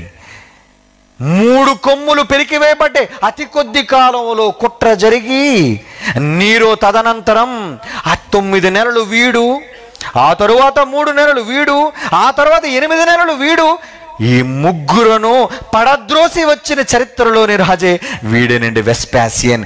ఆ 3 కొమ్ములను పడగొట్టి వచ్చిన వారి మధ్య మొలిచిన కొమ్ము వీడు. చరిత్రలో రాయబడింది ఇది. చరిత్రలో రాయబడిన నగ్న సత్యం ఏనాడో చరిత్రకు తెలియక ముందే భవిష్యత్తు జ్ఞానాన్ని దేవుడు, కాలజ్ఞాని అయిన దేవుడు రాయించాడండి దానియేలు ద్వారా. దానియేలు ద్వారా రాయించాడండి. తర్వాత వెస్పాసియన్ తర్వాత వచ్చిన వాడు టైటస్. ఆ తర్వాత 9వ వాడు టైటస్, 10వ వాడు టైటస్ అయితే వీడి 79 నుంచి క్రీస్తు శకం 81 వరకు పరిపాలిస్తే డొమిషియన్. వీడు క్రీస్తు శకం 81 నుంచి 96 వరకు పరిపాలించారండి. ఈ 96లోనే ప్రకటన గ్రంథము రాయబడింది. అది మనకందరికీ తెలుసు. అప్పటికి పద్మాసు ద్వీపములో యోహాను గారు పరవాసిగా ఖైదీగా ఉండి, ఇదిగోండి దానియేలు గారు ప్రకటించిన ఆ మహాకొమ్ములను గూర్చి, గర్వముగా మాట్లాడే కొమ్ములను గూర్చి, భూమిని అంతటిని అనగద్రొక్కే కొమ్ములను గూర్చి, అందులో 3 కొమ్ములైన ఎవరు వాళ్ళు? నీరు తర్వాత వచ్చిన గల్బా కానీ, ఓతో కానీ, వితేలియస్ కానీ అతి కొద్ది కాలంలో అలా వచ్చిపోయారు వీళ్ళు. వాళ్ళ ముగ్గురిని పడద్రోసి వచ్చిన వాడేనండి ఈ వెస్పాసియన్ అన్నవాడు. వీడు అత్యంత భయంకరుడు, క్రూరుడు వీడు. అందులోనండి వీళ్ళందరూ ఎలాంటి వాళ్ళు తెలుసా? దేవదోషణ చేసేవాళ్ళు వీళ్ళు. ఆగస్టు ఎలాంటి తెలుసా అండి? ఆగస్టులో అంటే మీకు అంతకే నేను చూపించలేను, అది నెట్లో ఉన్నాయి, కొన్ని మాత్రమే మీకు చూపించగలను. ఆగస్టు అనేటివాడు ఎలాంటి తెలుసా? వాడి పేరు ఆక్టేవియన్. నేను దైవపుత్రుణ్ణి, దేవుణ్ణి చెప్పుకున్నవాడు వాడు. అలాగే తిబెరియస్ కైసర్ ఏమన్నాడు తెలుసా? రాజే దేవుడు, రాజేనరా మీకు దేవుడు, ఇంకా వేరే దేవుడు లేడు అన్నవాడు. అలాగే కలిగిలో ఉన్నవాడు ఏం చేశాడు తెలుసా అండి? వీడు కూడా తను దేవుడుగా హెచ్చించుకున్నవాడు. పరిశుద్ధమైన దేవుని స్థలంలో, పవిత్ర మందిరమైన దేవుని యొక్క ఆలయంలో తన విగ్రహాన్ని ప్రతిష్ఠించుకున్న దుర్మార్గుడు వీడు. ఎందుకంటే ఇశ్రాయేలు కాలంలో పరిశుద్ధ స్థలం, అతి పరిశుద్ధ స్థలం ఉండేది. ఆ అతి పరిశుద్ధ స్థలములో ఉన్న దేవుని మందసాన్ని తీసి వాడి యొక్క విగ్రహాన్ని నెలకొల్పిన వాడు వీడు. అంటే వీళ్ళంతా క్రీస్తుకు, దేవునికి వ్యతిరేకంగా పరిపాలించిన రాజులు. వీళ్ళందరూ కూడా దేవునికి భిన్నమైన వాళ్ళు, క్రైస్తవులను హింసించిన వారు. అందుకే ఇందాక మనం చదువుకున్నవి ఏమనండి? ఆ కొమ్ము ఏం చేసిందంటే, పరిశుద్ధులతో యుద్ధము చేయను, వారిని గెలవను. గెలిచిందండి. ఎందరో క్రైస్తవులుగా నమ్మిన వాళ్ళు ఓచకోత కోయబడ్డారు మొదటి 100 సంవత్సరాల్లో. ఎందుకు యాకోబు ఖడ్గంతో చంపబడాలి చెప్పండి? ఎందుకు స్టెఫెను రాళ్లతో కొట్టబడాలి చెప్పండి? ఎందుకు పౌలు ద్వారా అనేక కుటుంబాలు నేల రాలిపోవాలి చెప్పండి? ఇవన్నీ రోమా ప్రభుత్వ కాలంలో, ఈ రాజుల పరిపాలన కాలంలో క్రైస్తవులకు సంభవించిన హింసలు కావా? పరిశుద్ధులైన వారికి ఈ కలిగిన హింసలు కావా? ఆ కాలమందు సంఘానికి గొప్ప హింస కలిగిందే, అందరూ పారిపోయారే. యెరూషలేము దేవుడు చెప్పినట్టుగా, యేసు ప్రభువు చెప్పినట్లుగా కూల్చబడిందే. దాన్ని అడ్డుకోవడానికి వచ్చిన వాళ్ళందరినీ కూడా వేల కొలది నేల కూల్చి హతమార్చి రక్తపుటేర్లు ప్రవహింపజేశారే. అవునండి, వీళ్ళేనండి ఆ రాజ్యము నుంచి పుట్టబో 10 మంది రాజులు. దేవుని పిల్లలారా, ఆనాడు దానియేలు చెప్పాడు. ఏమని చెప్పాడు? ఒక్కసారి మళ్ళీ దానియేలు గ్రంథంలో ఆ మాట చూసుకుందాం ప్రియులారా. ఒక్కసారి మళ్ళీ దానియేలు గ్రంథంలో మాట చూద్దాం. దానియేలు గ్రంథం 7వ అధ్యాయం, ఇందాక మనం చదివిన మాట. దానియేలు గ్రంథం 7వ అధ్యాయం 24-25 వచనాలు. ఆ 10 కొమ్ములు ఆ రాజ్యము నుంచి పుట్టబో 10 మంది రాజులను సూచించుచున్నది.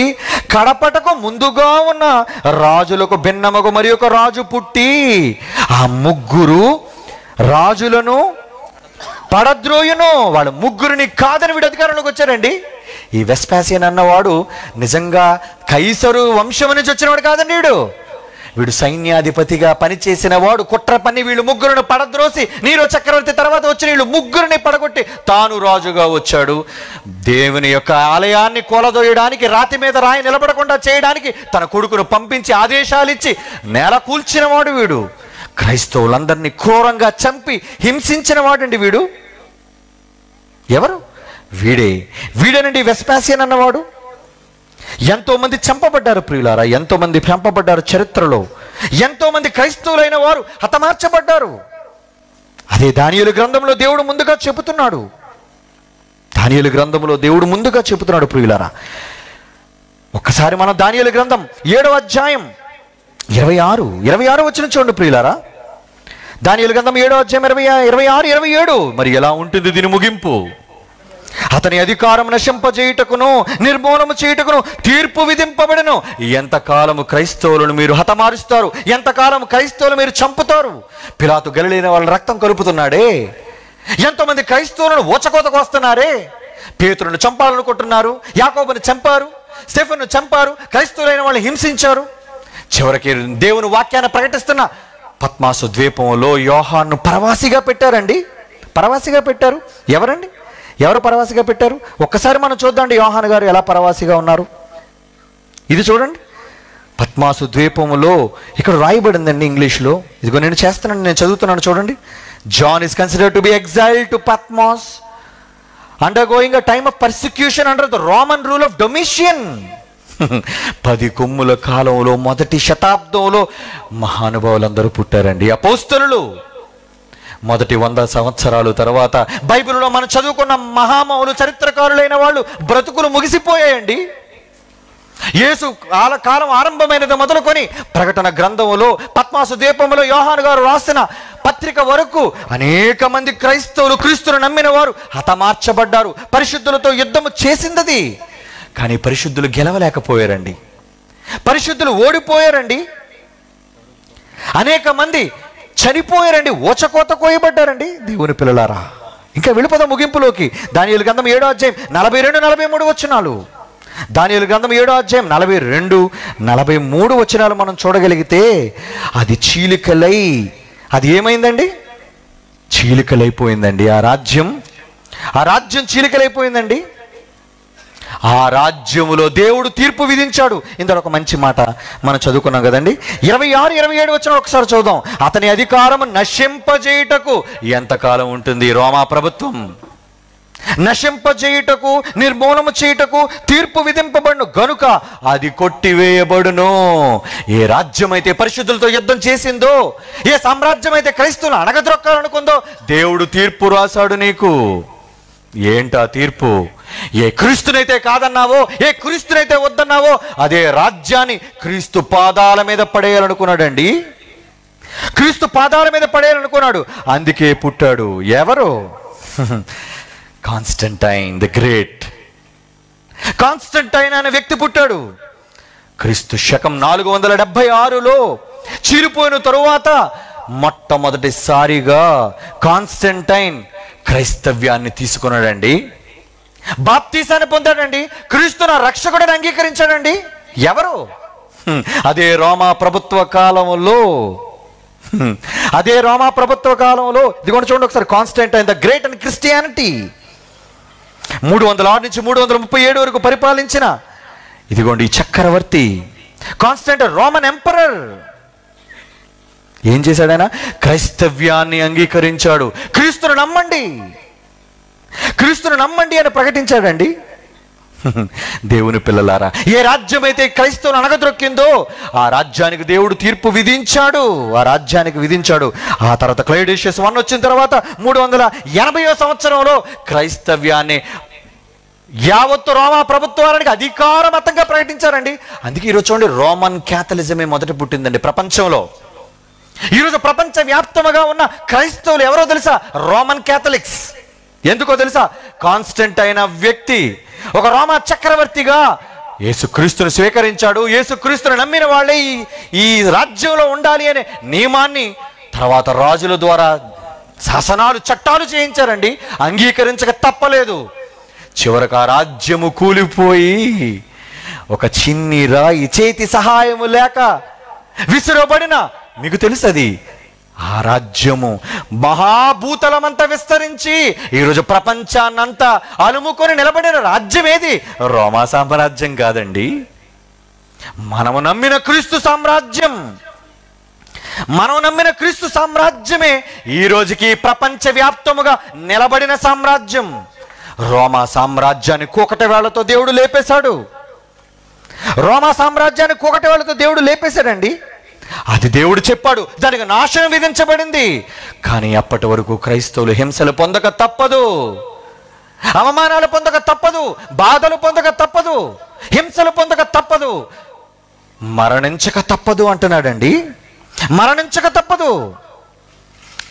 ఈ అధికారం అంతా కూడా దేవుని అధికారం, దేవుని ద్వారా నియమించబడిన అధికారం. దేవుని వలనే వాళ్ళు పొందారండి అధికారం. దేవుని అనుమతి లేకుండా ఏ ఒక్కడు రాజ్యాధికారంలోనికి రాడు, ఏ ఒక్కడు దేనిని చెయ్యలేడు. కనుక ఈరోజు మనమున్న సామ్రాజ్యం ఏంటో తెలుసా? విస్తరిస్తుంది. అదే సంఘం. మొదటి నుంచి మీరు వింటున్నారే, ఈ సామ్రాజ్యం కింద, క్రీస్తు సామ్రాజ్యంలో ప్రపంచ సామ్రాజ్యాలన్నీ కూడా తల ఒగ్గి తీరాలి, తల దించి తీరాలి అంటున్నాడు.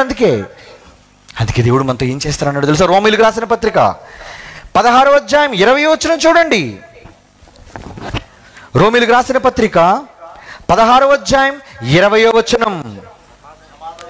సమాధానకర్తయగు దేవుడు ఈ భూమి మీద అధికారము దానిదని అనుకుంటున్న వాడిని శీఘ్రముగా మీ కాళ్ళ కింద చితక త్రొక్కించును. అందుకే పాదాలుగా, అవయవాలుగా, క్రీస్తుని శిరస్సుగా కలిగిన సంఘం ఈరోజు ప్రపంచంలో ఏ అధికారానికి బెణకదు, తొణకదు, తలదించదు. అదే క్రైస్తవ సామ్రాజ్యం. ఇంకొక విషయం ఈ భవిష్యత్తు చెబుతుంది బైబిల్. ఏమన్నా తెలుసా? క్రీస్తును అణగద్రొక్కి క్రీస్తు సామ్రాజ్యాన్ని కూలదొయ్యాలనుకున్న రోమా ప్రభుత్వపు అధికారాన్ని క్రీస్తు పాదాల మీద పడేశాడు. క్రీస్తే శరణమని దిక్కని పడ్డారండి. యేసుక్రీస్తు కావాలని కోరుకున్నారండి. ఈరోజు మనదే, ఇది ప్రపంచాన్ని పరిపాలించిన సామ్రాజ్యం. భారతదేశంలో ఉన్న ఎన్నో సామ్రాజ్యాలు చిన్నవి, ఈరోజు వాళ్ళు ఏదో యేసు ప్రభు మీద చిన్ని పడగలెత్తుతున్న చిన్న పిల్ల నాగులు లాంటివి. పిల్ల నాగులు. అది భారతీయ జనతా పార్టీయా, అది ఆర్ఎస్ఎస్, బజరంగ దళ, ఎవరైనా నీ భవిష్యత్తు అంటే చెప్పమంటావా? యేసు పాదాల మీద పడిపోవాలి, ఎప్పటికైనా పడి తీరుతారు. భవిష్యత్, బైబిల్ చెబుతున్న భవిష్యత్, యేసు పాదాల మీద పడిపోతారు ఎప్పటికైనా.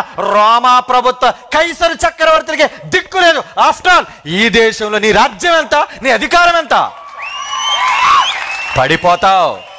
పడిపోతావు. సాతానును శీఘ్రముగా మీ పాదముల కింద చితక త్రొక్కించని భవిష్యత్తు చెబుతున్నాడండి. నిజంగా అధికారంలో మనం అంత అవయవాలుగా ఉన్నామండి. ఎంత గొప్ప భాగ్యం, ఎంత గొప్ప భాగ్యం. పరిశుద్ధులతో యుద్ధం చేసి గెలిచిన ఆ కొమ్ములు విరుచుకొని లేచినా దాని కాళ్ళు తెగ నరికి తుత్తునీలుగా చేసి ఆ చిన్న రాయి ఏం చేసిన విగ్రహాన్ని పడగొట్టి పిండిగా దంచి పొట్టు వలె ఎగిరిపోయేటట్టు చేసిందండి. That is the power of Christianity. ఈరోజు ఐసిస్ తీవ్రవాదం అయినా సరే, ప్రపంచంలో ఏ భయంకరమైన మత ఛాందసవాద సంస్థ అయినా క్రీస్తుని అణిచివేయాలి అనుకుంటే అది నీ వల్ల కాదు, నువ్వు చేయలేవు. యేసుక్రీస్తుని నమ్మిన వారి తలలు నరికినా, ప్రాణాలు తీసినా, అవమానంతో కుట్రలు పన్ని కేసులు పెట్టినా ఆపలేవు.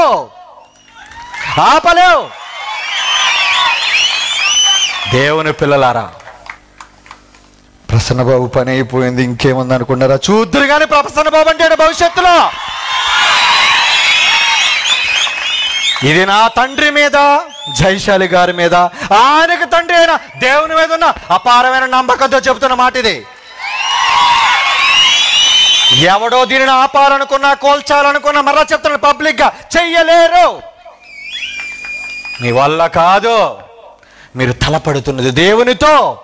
మహా సామ్రాజ్యాలని దేవుడిని ఢీకొట్టి, యేసును ఢీకొట్టి కుప్పకూలిపోయాయి. మనుష్యులుగా మీరంతరా వద్దు.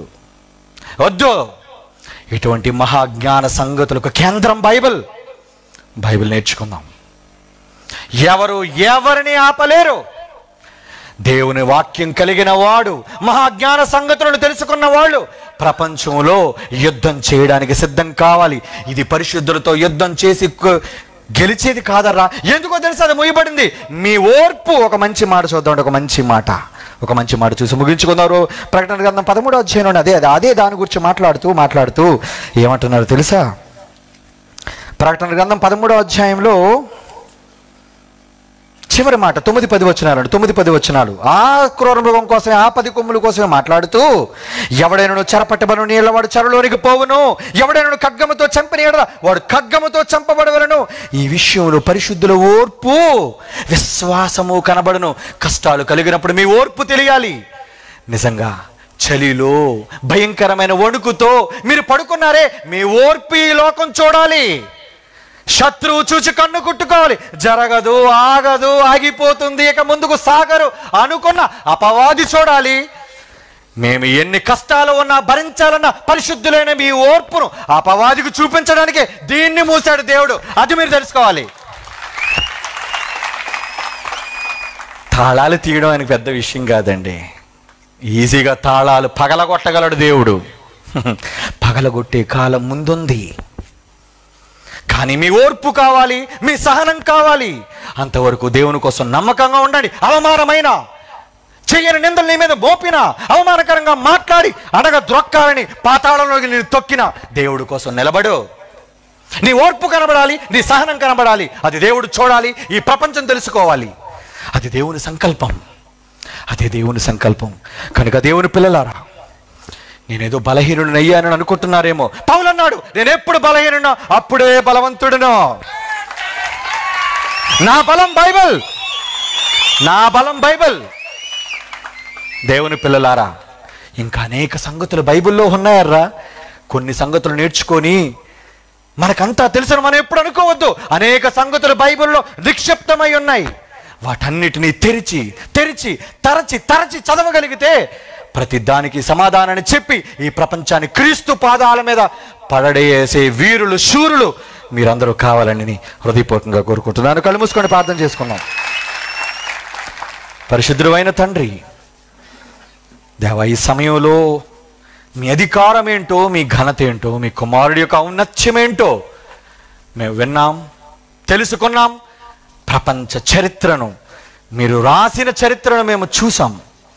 దేవా, ఎన్ని కొమ్ములు వచ్చినా, ఎన్ని క్రూర మృగాలు వచ్చినా వాటిని వంచి నరహత్య చేసి వాటిని నరమేధంగా మీకు బలిచ్చే నీ వారసులుగా, బలవంతులుగా మమ్మల్ని నిలువబెట్టవలసిందిగా ప్రార్థిస్తూ, నీ పిల్లలందరూ మహాజ్ఞానానికి వారసులై తమ తమ ప్రాంతాలకు క్షేమముగా చేరి క్రీస్తు యొక్క విజయ కేతనాన్ని ప్రతి చోట ఎగురవేసి క్రీస్తు సామ్రాజ్యంలో వారసులుగా నిలబడగలుగుటకు సహాయం చేయ